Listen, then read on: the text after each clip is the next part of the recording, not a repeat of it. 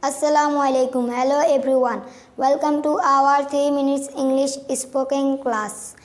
Today our lesson about for 800 words everyday life.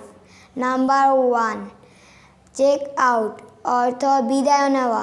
Please check out before 10 a.m. অর্থ দয়া করে সকাল 10টার আগে বিদায় নেবেন। Number 2. লাইট অর্থ হালকা। Light colour suit you well অর্থ হালকা রং তোমাকে ভালো মানায়। নাম্বার 3. কাফ অর্থ কাশি।